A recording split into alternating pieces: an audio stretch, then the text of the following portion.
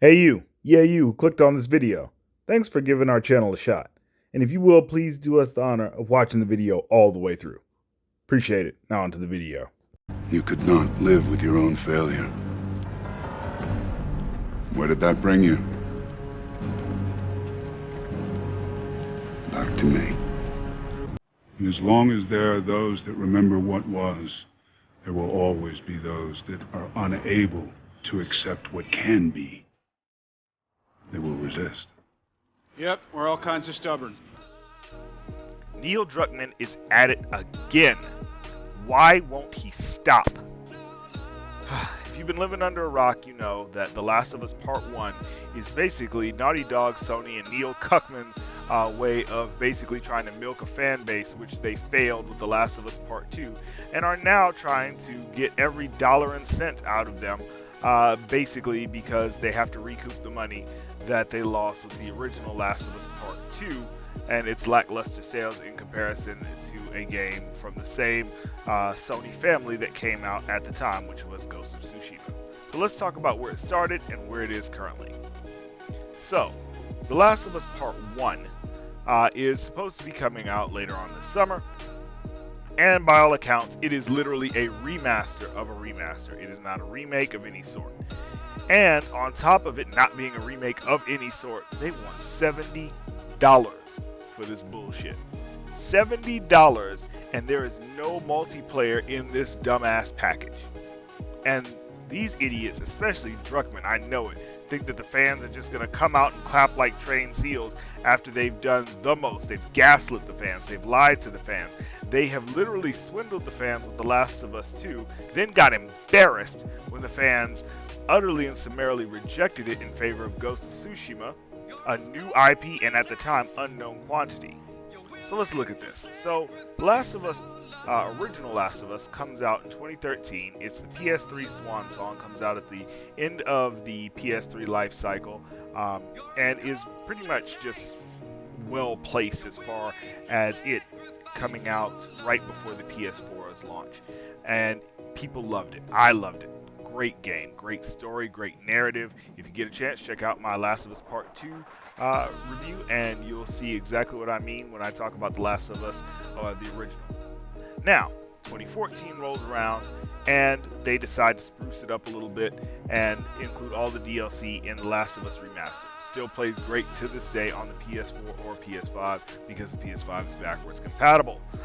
And then, in 2020, we get The Last of Us Part 2, in which case they did everything that they possibly could, including shady marketing tactics, deceptive trailers, and just outright lying to the fans, almost like Kevin Smith style lying to the fans, in order to basically push this crappy sequel to a beloved and one of the best games to ever grace the PlayStation.